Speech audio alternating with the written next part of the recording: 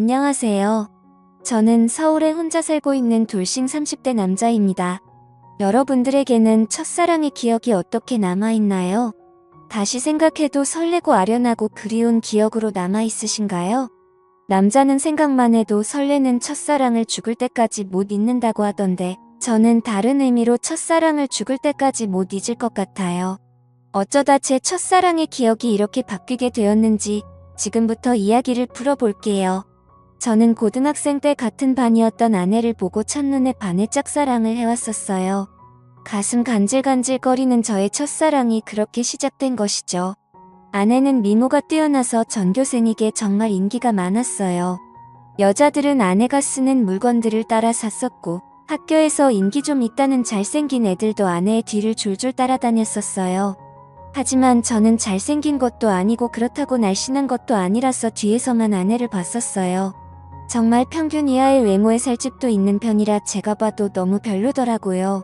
늘 그렇게 뒤에서 아내를 지켜보다가 아내가 가는 대학에도 따라 들어가게 됐어요. 아무리 그래도 그 정도까지 하냐고 말하시겠지만 저는 그만큼 아내를 무척이나 좋아했었거든요. 제 세상은 아내에 의해 흘러간다고 볼 수 있었어요.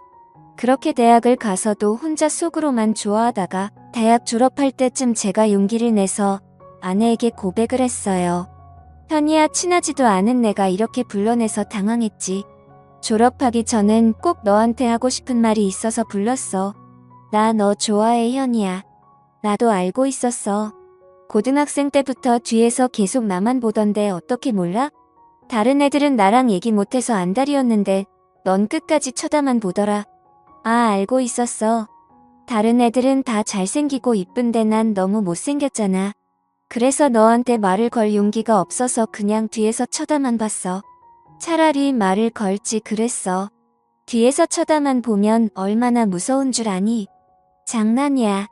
오히려 다른 애들과는 다르게 특이해서 자꾸 눈길이 가더라고. 아, 그랬어? 그럼 계속 특이한 애로남게 오늘도 말 걸지 말 걸 그랬나? 나 근데 정말 너 좋아해. 대학까지 따라올 만큼 진짜 진심으로 좋아해. 대학까지 따라온 거야? 내가 뭐라고 이렇게 좋아해주는 거야? 나 정말 별거 아닌 사람인데. 아니야, 너만 보고 있으면 주변이 환해지고 너가 웃을 때마다 내가 행복해지는걸. 이젠 졸업 앞두고 마지막이라고 생각하고 말한 거야. 부담 가지지 마. 대답 안 해줘도 돼. 왜?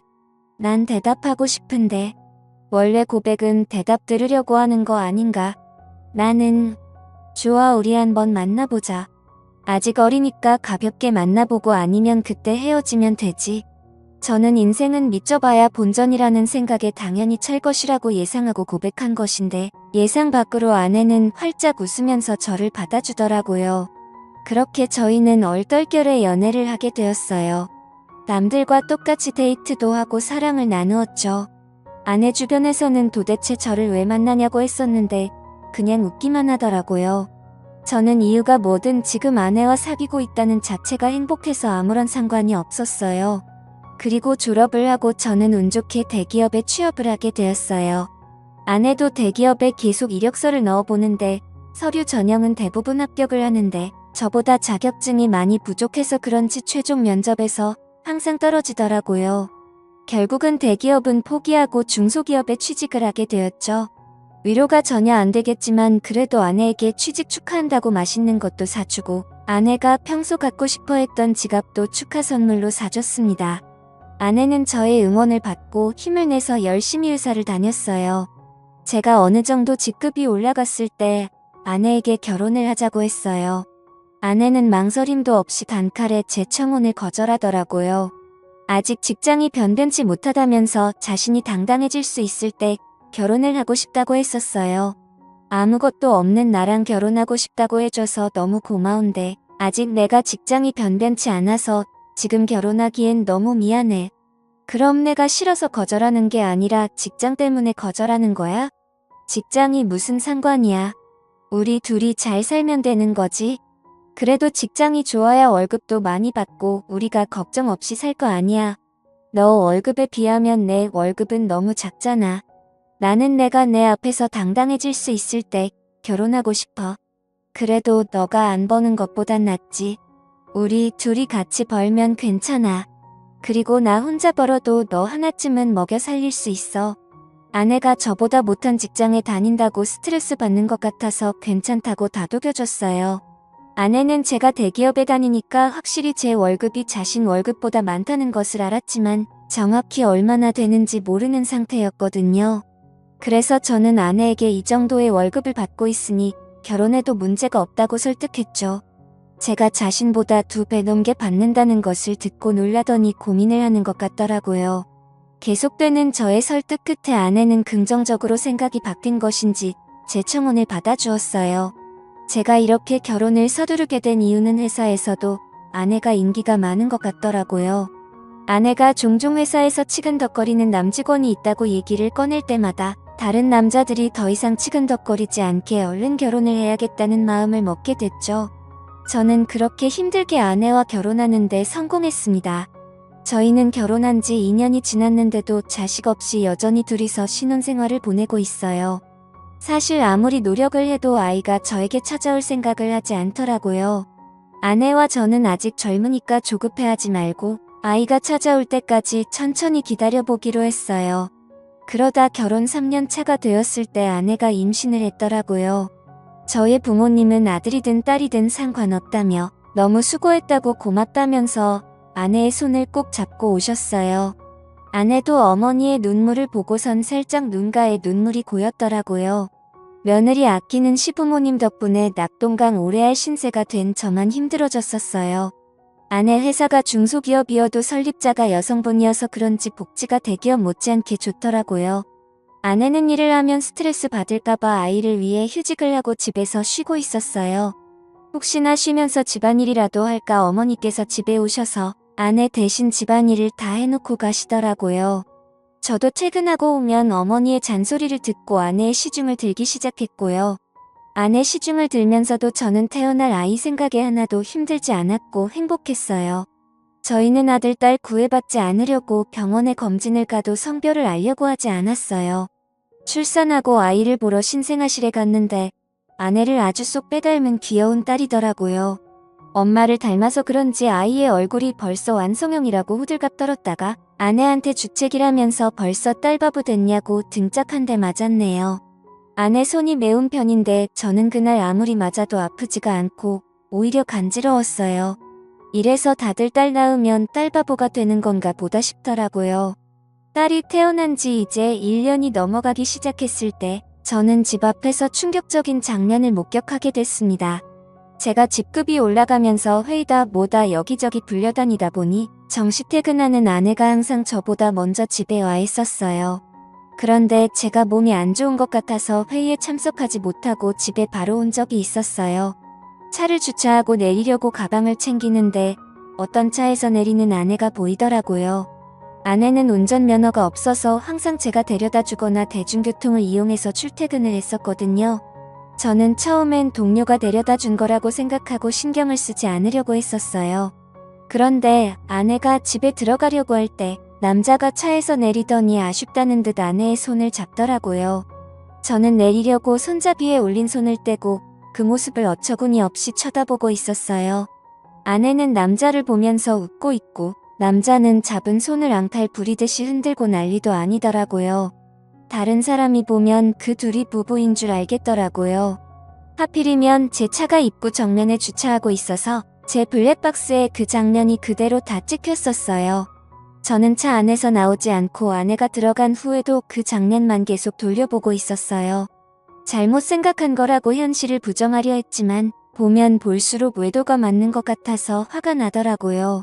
더 확실한 증거를 잡아야겠다는 생각에 저는 집으로 바로 들어가지 않았어요. 차 안에서 쉬다가 원래 제가 퇴근하던 시간에 맞춰서 집에 들어갔죠. 아내가 웃으면서 저한테 왔냐고 말하는데 온몸에 소름이 돋았어요. 저는 아무것도 못 본 사람 마냥 아내에게 평소와 다를 것 없이 똑같이 대했었어요.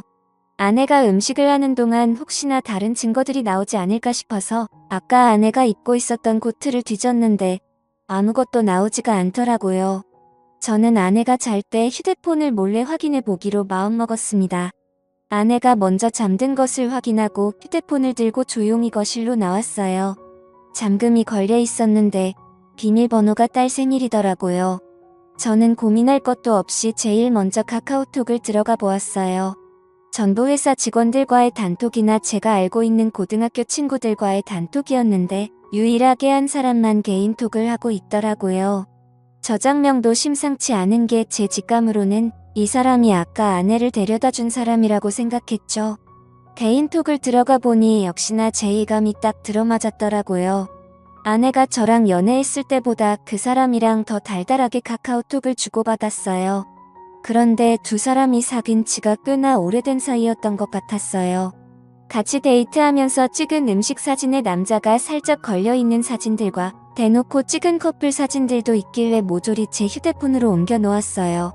그리고 다음날 아침밥을 먹으면서 아무렇지 않은 표정으로 평소 대화하듯 아내에게 이혼 서류를 준비하라고 했어요. 아내는 잘못 들은 건가 싶은 표정으로 갑자기 무슨 소리냐고 하더라고요. 저는 아무 말하지 않고 커플 사진을 아내의 폰으로 전송했어요. 방금 내가 당신한테 사진을 하나 보냈는데 그게 우리 이혼 사유예요. 그러니까 군말 없이 퇴근하면 이혼 서류 준비하고 당신 짐 싸놓고 있어. 여보 내가 미안해. 다신 안 그럴게. 잘못했어. 내가 당장 그 남자 정리할게. 우리 딸을 봐서라도 이혼만은 안 돼. 엄마는 아빠 없는 애로 키울 수 없잖아. 안 그래? 그걸 아는 사람이 남편 두고 이렇게 딴 남자를 만나고 있었던 거야? 저번에 친구랑 저녁 먹고 온다고 했던 날도 그 남자랑 먹었더라. 그땐 정말 아무 사이 아니었어. 그날은 둘 다 상사한테 엄청 혼나고 퇴사 고민할 만큼 힘들길래 같이 저녁 먹으면서 아주 연하고 헤어진 게 다야. 진짜야. 거짓말 치지 마. 내가 그전 대화까지 안 봤을 것 같아. 내가 사진만 대충 본 줄 아는 거냐고. 대화 내용까지 다 봤는데 왜 거짓말 치는 거야? 나도 모르겠어. 이렇게 거짓말해서라도 당신 잡고 싶었나 봐. 내가 잘못했어. 나를 욕해도 좋아. 그런데 이혼만은 절대 안 돼 여보. 그래? 그럼 지금 그 놈이랑 당장 헤어져. 그렇지 않으면 난 무슨 짓 할지 몰라. 당신 회사에 불륜 증거 다 뿌리고 이혼할 수도 있어. 아내는 회사에 불륜 사실을 알리겠다고 하니 당장 그 남자에게 전화해서 이별을 통보하더라고요. 그리고 며칠 뒤 아내한테 들은 얘기인데 아내와 헤어지고 그 남자는 이직을 했다더라고요.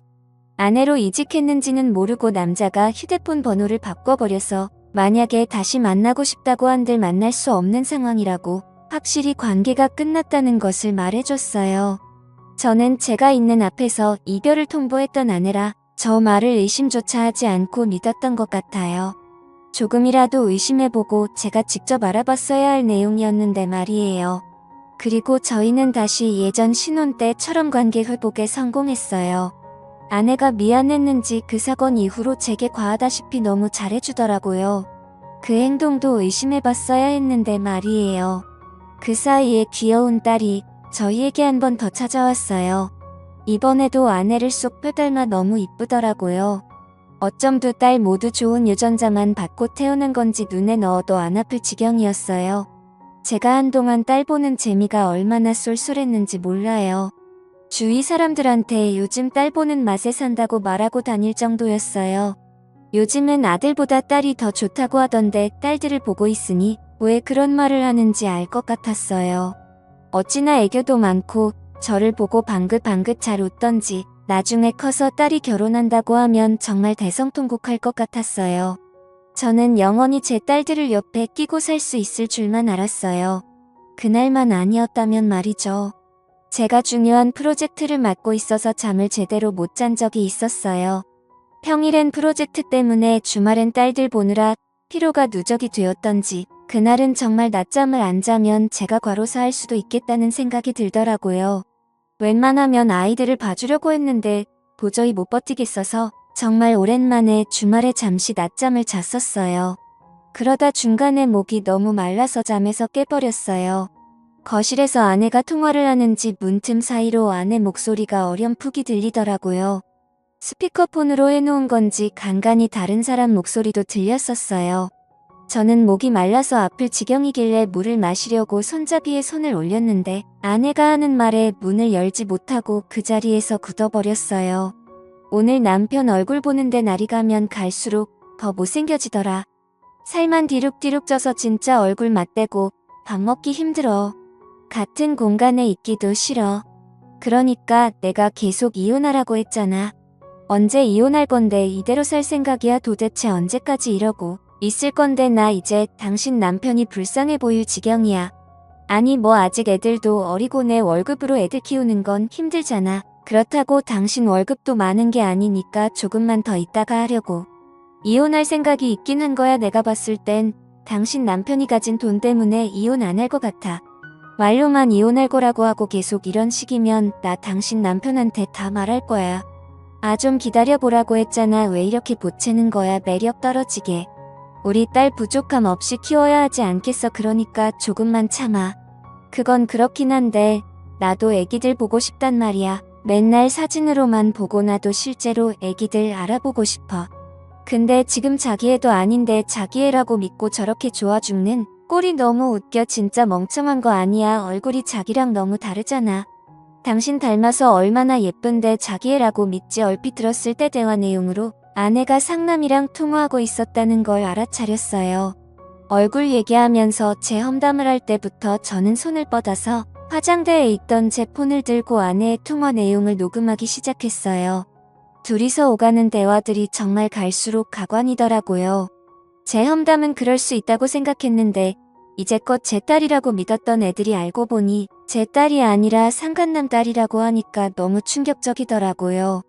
저는 들고 있던 폰을 바닥에 떨어뜨렸고 그 소리에 아내가 놀란 듯이 황급히 전화를 끊더니 방문을 열고 불을 켜더라고요. 불을 켜자마자 바로 앞에 서 있던 저를 발견하고 놀라서 소리를 질렀더라고요. 여보 당신 언제부터 여기 있었어? 혹시 내가 통화하는 걸 들은 거야? 어디서부터 들었어? 다 들었어. 너 당장 내 집에서 나가. 더 이상 내 목소리 듣고 싶지 않으니까. 아무 말 하지 말고 지금 조용히 그대로 문 열고 나가. 여보 이거 오해야. 내 말 좀 들어봐. 당신이 지금 어디서부터 뭘 들었든다 오해야. 그러니까 이거 드라마 얘기야. 내가 요즘 보는 막장 드라마 있는데 그 얘기하는 거였어. 내가 방금 분명히 당신 목소리 듣고 싶지 않다고 말했을 텐데. 나가 안 나가 못 나가겠으면 내가 나가게 만들어줘. 아이들 데리고 당장 나가. 여보 내가 정말 미안해. 나 여기서 절대 못 나가. 한 발자국도 안 나갈 거야. 여기서 나가면 정말 갈 곳이 없어. 그러니까 제발 한 번만 봐줘. 괜히 입만 아프게 더 말할 필요 없고 여기 있는 물건들 다 내 돈으로 산 거니까 그대로 두고 귀찮게 짐 쌀 필요 없지. 몸만 나가면 되겠네. 아이들 데리고 나가. 아내는 계속 나갈 수 없다면서 제 바짓가랑이를 잡고 늘어지더라고요. 우리가 싸우는 소리에 놀란 애들도 울고 물고 난리가 났었어요. 제 애가 아니라는 말을 들으니 더 이상 애들이 울든 말든 달래주고 싶지가 않았어요. 아이용품은 우리 집에 둬봤자 필요가 없으니 대충 애들 짐만 챙겨서 아내 손에 쥐어줬어요. 아내는 제가 쥐어진 가방을 던지고 못 간다면서 바닥에 들어 눕더라고요. 제가 경찰에 전화하는 신용을 하니 아이들을 데리고 나갔어요. 알고 보니 아내는 전에 저한테 들었던 그 상간남과 계속 만나고 있었더라고요. 저번에 헤어졌다는 말도 거짓말이었고 일찍을 했다는 말도 전부 거짓말이었어요. 그렇게 저를 속이고 둘은 뒤에서 만남을 이어갔던 거예요. 아내의 자식이라고 믿었던 딸들도 그 남자와 아내 사이에서 낳은 딸들이었던 거죠. 지금까지 저와 자신 사이에 아이를 낳고 싶지 않아서 피임약을 복용하고 있었더라고요. 아내는 상간남이 가진 게 쥐뿔도 없었는데 단지 얼굴 하나만 보고 만난 것이었어요. 저랑은 그저 돈을 많이 버니까 돈 때문에 계속 만나다가 결혼까지 하게 된 것이었죠. 아내는 모든 사실을 알고 바로 변호사 선임해서 이혼 소송과 상간남 소송을 했어요. 아내와 상간남은 제게 당장 줄 돈이 없다고 미안하다고 빌더라고요. 여보 내가 잘못했어. 당신이 이혼하라면 이혼해줄게. 우리 소송까지는 하지 말자. 그래도 같이 살아온 세월이 있는데 합의 이혼으로 끝내면 안 될까? 정말 죄송합니다. 용서받지 못할 짓 한 거 알아요. 그치만 소송만은 하지 말아주세요. 모아둔 돈도 없어서 당장 위자료 줄 돈이 없어요. 이렇게 부탁드립니다.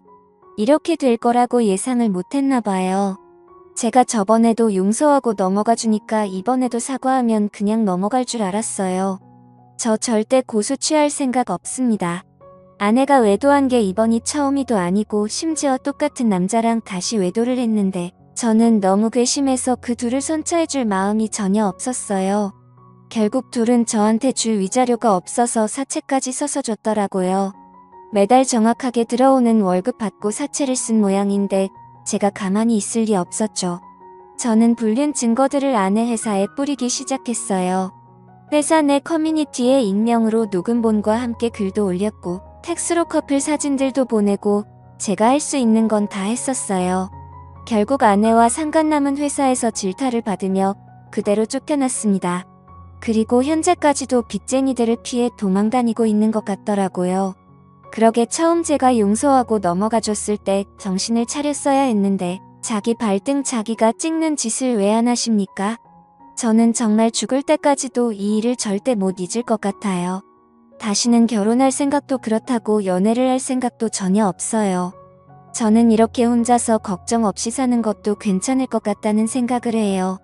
오히려 부양할 가족이 없으니 마음이 더 편해졌어요. 저희 어머니는 아직도 집사람이 바람펴서 유인한 줄 모르고 계세요.